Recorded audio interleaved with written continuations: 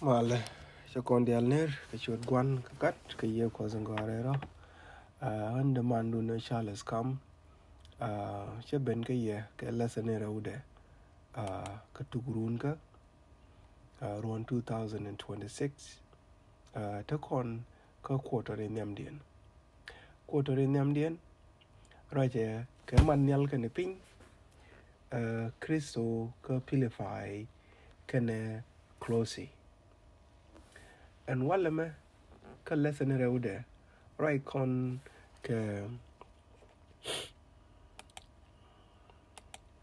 right con cái luật pali cái này lờ teskeloj luật pali cái này lờ teskeloj go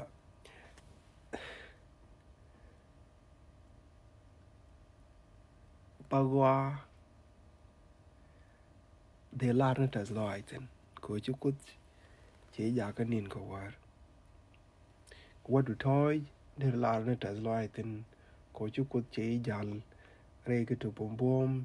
ba chỉ nungwa me de la belong ten ala vo til gwa kel ai ba ko wa tolwa chang der cái bua chang cái mani cuốn chang mi chỉ còn để lát nữa tas loài cái gì tiếc đan cái lưu để rồi nhau nó lát tas cái loài có chăng đan bên giấc rồi cái thứ quý con cái bắt cái loang đến cột cho con chắc cái bộ chăng nên thì dia là quý con cái thì chỉ con cái bên loang cái nên mấy ruộng bao mấy chú ruộng ba cái mấy chú ruộng ba cái calendar này tin quả ruộng celebrate because this is a Gregory calendar tin quả ruộng celebrate in term để nó giờ rồi chú ruộng ba no mấy chú ruộng ba để là nó tas loài có chú cút chỉ nhọc có giá có nè ni ruộng mấy chỉ đi cái để là nó tas loài bo có bер con rệt rây để kamal itu con cái trong ngoan đial thế để con tas loài là cái mulu nó go pal bo cái liu chỉ để cái pal mà tiếng nó con all the time để ra pal mà tuf con nó tas loài cái tin go đial in chú con al kalat thì wala nó go ti cái luật nó pal cái gì cái ti cái reason ti cái luật mà để tas loài là cái gì mấy cha tin nó mò chỉ bảo là này chứ kulan này chứ anh go để con al loài tas loài cái đua bên cái gì để là tas loài cái gì đây nên chỉ bên nhắm đấy cái dân gió của mấy cái liu chip bia le lertes ko loài ko kunal kara qua lertes ko loài cái đúc tin dia le de contest loài là cái gì cha introduction mo go atuk ka line nyaram bang kui ko go gwa mi chi ko pal ten cái red run ka charo dien red no ram ler ngak tas loài cha na mo ba cha ba lat bo ne dial để take a line just a point it take a along but I think she need one along chat as why didn't chala get in go in chukunel tin chakalat dong chakalat get in nas ke chakalat get it the money to nice can get let us go loja kel mo go along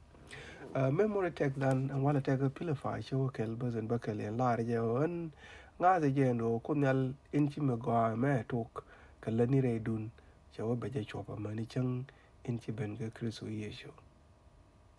wow chỉ mình ngay con là lại con cái Monday lesson rồi cái tin thi Paul cái rei pala tin thi Paul cái rei pal cái đấy cái ngôn thi Paul cái đó rei pala tin pal cái gì cái jin mấy chú we thôi chú we niên cái anh qua mấy chú we pal cái gì cái ngôn là thi chứ đó cháu cái cô ni để chú thấy cái pastor cái mấy chú nghi cái quý pala mấy vậy cái gần còn tin gu đó kia nhìn đít cái loài đó kia tin gu loài đó cái cháu chuyện pal là mỗi nhiều thế gì này pal cái quá rồi pal mày răng mày thọt ngay còn mày răng làm right cái đó đấy selfish nó cháu có thức cái tin nhìn ngoan đi để chơi ra đấy thức cái nhìn ngoan đi để chơi ra đấy chỉ ra đây chú tin nó đấy rồi we mon mà gor mal cái luôn chỉ để chuột thi nó pal point du rei win mon mo go mal cái liu no to kut ka luang no de do cái liu ja ka go de mal no re do cái liu bilo thi ni jin to du lu jin ko radu ngu chi chu gur no mal do cái liu no anh giờ nó lột cái qua mà đợt pal đang đầu thì pal lại đang mà pal là pal cái rồi đấy pal dong chal cái intercessory prayer mà pal ăn cái queen này đừng có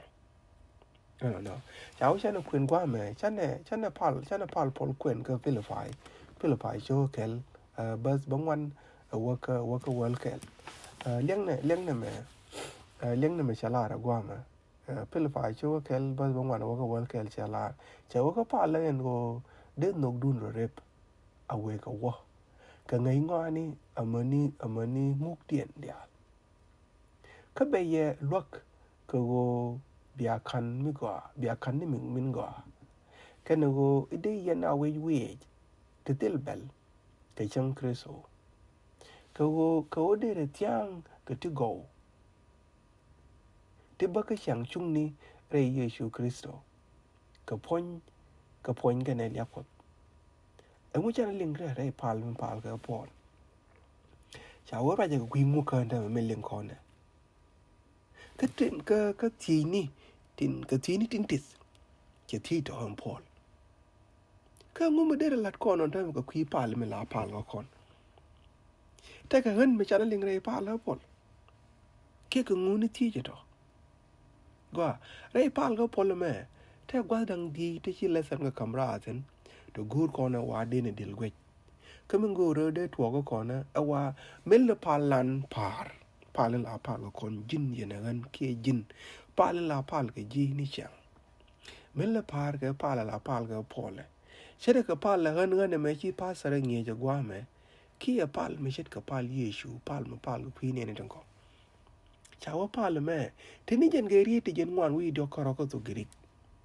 đừng đưa qua dân là được lối Paul ni cái liu pal là check cái mò là được lối Paul ni cái liu lối Paul ni cháu nhóc cái gar này warga ni cái tin cho gar có này warga ni cái tin cho gar wai cho gar cái nút cho gar cái ngay cho gar cái pel mà ngay đỡ cái gar cái này mới dễ cho gar cái thuốc cho gar cái til julika cái chang mất quậy cái này chang chung ni rei Kristo Yesu cái tin cho gar thì đi anh ở đây thuốc cái này thì cháu rei pale mẹ cái này rei pale này mẹ cái này lật test cái loại cháu Paul cháu lôi để là cái loại cột cái liu lôi để cái liu giờ là cái loại cột cho point là Paul cháu Paul này ni được con là mình gọi là intercessory prayer Paul là quý này được con Paul cái quý loại cột cái nó quý gọi cái loại cột bia muku content cha gware de muku con cái del gwaje tiakan ta ma more content depending ka Sabbath school lesson use mo I want to use minjalang easy to read version kwa mena raje ke gwa dang die cha kalar love wise word telling the truth a clean and innocent heart and the power to live a holy life no qua đang đi tin chả la nữa mà cái chi Paul cho quân nhau cho cái chi cả đứa con cái cháu rồi nè cháu ấy giờ này đờ giê cái nó gói đờ số này chả la đấy nút cái nhầm chả cái vô cái này nó cái nhầm mà nó gu rồi chứ nó đến nút đun để rồi để rep away wo cháu để rồi nút ở trên nó để rồi nút ray đun rep sorry để rồi nút rep ray đun rebro ta palum guru pala polum ray lo akot guru de nút rồi là rep long cháu kén Paul pal ni jen ka wo ide nút rồi rep kara cháu cha pal ko nút mi bus ke ray ngay cho ngani Canada goy ka kana je you see that nút guru Paul de joy ray den chen nút la ta kam guru ka ni che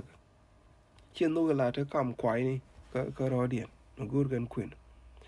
nút me awai nút me de bus ni ka nguka de bus ni ka ray ngay cho ngani ngai ngwani metega me chale discernment metega ngai ka alaba ngai ngwani pel ka me nyusi me gwa ka me je poko mom la lat pola de ne dial pentin chawa ngai ngwani me malat pola me chawa che ngai ngwani gora dane me alaba tega PhD chawa ngai ngwani yeka mi chirane de me jek mitele nyak ko kut ke le rieni ke jo pola kan go nokdun repro ke riet ko como nokdun ke riet ko ro rep den bi riet ko je nge ka duo bende je nok ke je ko amen ene rande ke shara you have your own way of loving someone tine ke charu ko duo du mede na nok ke je pa che je duo bu ngur ko do de na nok ke je ko no ko ne no ko ne men la pal polo ci pol yo ne ke pi ko ne rande la pa de lo de tra ma la re lo ko na ene ra la re je o kana lo ko to no kana ko ti ke duo du mu gwi de no na but the word of God quite nok de mi ngi no kon ko no ko kon dung do go en ngi ngani mi go pole ka Philippians cho kel ba ngani je de kon woten e jen ngi ngani me je kon me ka ye ko ke je kon ne mi chana te ke nywa ko ku ke re ri ni ke ba kon ku le ngi ka duo ende kon nok ke je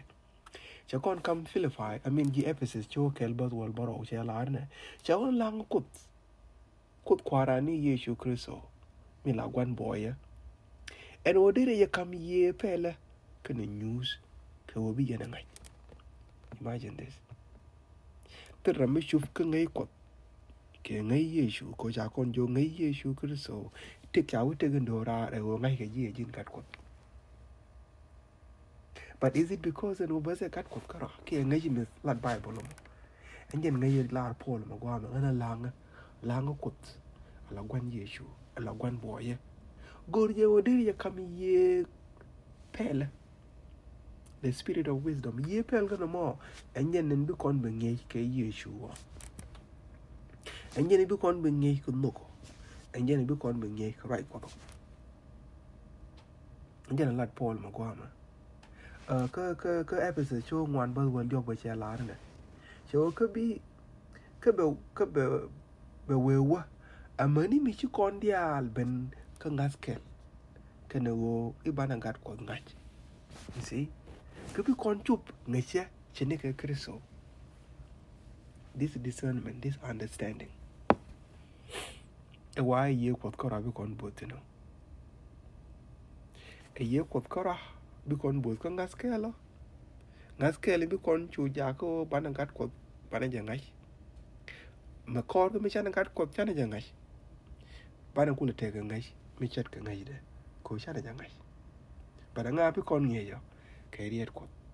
Enje kwal la de mo bi riet kwat ba kon yo ke chak. Kon nang re nywa ka re rien ko kon ku le ngi ka do ende no ko me ro re re dan ke je ka Timothy nyam cho kel cho ro ba ngwan che la re cho mu ku ro bi ne ideal kan ke bi ka ben nge je tu ka ngen nge tu ka bin bi ye ko kon bo tin do bi nang no kon cha le je riet ko to kon ga nywa ka ko it will teach us the way to live within our church. We go with them. Mira ude, pal Paul, and you pal go Paul. A pal me take engine and then con link con a calcalum. Go need you con go dwarf and their pal go con. The yeaka can a goy. Pal me the year can a goy, shall get discernment. Shall get discernment, not talking Disney. A yawn, Tama. Any rat go con and your chenical look in Chalar con menan. Any rat take a dunga, they can take a dungiade. A jene chol mi chia ki Bible kon jogon go na fi cherken de al nuan chol ken me keji me tam chol ken me tam me kech chol ken me char me bor chol ken me bor me char now me kaneling ne ire kon pat je pen loy dana go an wala ko chol chegro de un wut ro de un chek chol garo de ram di choram di ro de un gat everybody is confused chora me queenie ye kwa da chora de go. I mean, everything is confused. Qui con da ke me je ka na go. That nigga mean, I mean, I don't know how to explain this. Komani kum ni way mon ba, especially authority Nathan and wala mo icon. Cha kwor dar in shala Venezuela cha wa kavna duel take a duel we lang rap ka dien gonna check the chaka won yoya tutor chaka benong dor yale New York you as a yanga ka. Ma wala ke churches ni tin yanga ka to cha thank la te ne ru ngot ba ku celebrate and wo go cha ne to yoya duel. But quick can and go take a react there is a problem. I shall work a politics along, but we do not know right from wrong anymore. We can't go and anymore. Paul Palentum and what they could you come. Palme. Make it dark Canadian. And what they yen take nish. Kadakamajia Kanamago. Could the year do non get cái đi yên chuông kẹo cái gọi cháu vừa rồi mẹ cháu la đã đỡ cái mình gọi cái này mới dễ cái nên mẹ quá là Paul lệ là news mình gọi này chứ mình gọi điện cháu vừa cái mình chiro lột cái chàng mới gọi ui ran cái mình chỉ mua chàng mới gọi đó mà chắc có nhau cái vô cái nó là phải quay to till bell. Rama which me till bell rama take a pal chair me go me use you me jagan come go but you land min go adien be min jag pal ban me till ji char me till ji ye ko me chi nge ine me jag ga ji kana me go ga ji ban nan chu rup kel quy con da ka me jag quy con da ka me go chol kon me jag me go chol kon me go ga me jag. That's the kind of world we live in today. Kabin dong. Ela tuka ki de chola lat tuka kanang rau kel. Ala me lat tok kara me lat tok. Kurichen me tok. Ku pal ku pola pala kuidien. And wo go re bia ne to be sincere. Bia tok lat. Ka bia tok lat. Sia ba lat ne ja kara. Bia yik lat. Cháu luôn được read cái này mà cháu cái là một talk là mình nhut talk cái chuyện này cái nhut talk cái là để cái talk ở ngoài giờ này có talk Greek cái vào luôn nó chả lúc cái boy chăng mấy chả lúc cái boy chăng là vào là tết lên nhang mà được chưa ở we you know có luôn để ní lát mình til nhang cái mình liên quan til nhang con đi lúc đấy mình til nhiệt mình til điu cái til biel mình chia ya là vấn đề là hàng ngã cái mỏ boy chết cái chăng ở til kia này điu til mình giờ kia này til mà lao là cái thế til kia này có ra cái này kia này đây na til cái đó chia đuổi chi để là hàng ngã cái mình ra mà gọi đây na đúng rồi do mình chỉ chụp cái đó có ra thì là đây chỉ ngay này cái cháu de let Christianity kon Christianity cho ala Christianity wa let kon di ala wa de ka boy chene ka mate chang elen wa la mo chi elen wa la kon Christianity ala let kon boy chene ka mate chang chi ye chu ro wa ter ni amna ego yen ka bien ko ngu tele riet me cho lat ke ta ka indeed tele riet ma la lat ye chu ke ta chong ma la lat ke mo chue ja ke chue ka nang go la chia riết mà quay dùng nó nào thế ngạc ni tí thế cái này này tí thế cái này no là quay nhau nó cái come in depth understanding thế là cùng mua là này gió thế là mua là này chỉ cần qua thế còn thằng rung cái vô đóng cái đề cơ về để bên yên cái gì chẳng ra mà Christian à qua để lật cái dia để cái joy kia để cái boy cho nên cái thang để cái chẳng nhưng mà là này là ngoài đấy nhân pal cái Paul vào nó mò and all let kun dia boy atel nhìn atel cheng kun to one da kong te la la wala ni cái pin pal ndong ajane cha ba ji tukni rama gon tuka rama tedi ke rama gon nyoni kwani ka wono no check ka dong te legan translation de tong no rama go wa mene cha la de no e ka easy read and a clean and innocent heart bitega loñ ma boy ja oversimplify ke la de cha la ne ken che de a loñ ma boy long karade. But here, let me hope no bana ka understanding number talk. Chawu ne me lu de ni go chawu china ba gol. Ram gol na ram tedi. Chawu chu let care why ni. Tede na pen ngas ko. Chawu chiga balat ke chiga balat. Chetwo me nan ka Paul. Ta ko kwor mo go rai ko be rai ko ling. Dung do kwor mo ta ka kel kana rami no mo gwen but the point ga ye me jek. Gwen ko. Me che de chup ko de kwor me te ke lieng lo ke lieng me go ka rai lat ke. Be rai nyun. Be rai ni tel ga wi mo na be ko nu ga chano be chup lo ai de chup ko kwor be go. Chu ye ko no mo ne ga kel. Ke chu po la lam. Abara mi chwe jala la chor. Ke yen gwa mo. Ku po la jong no kono dia.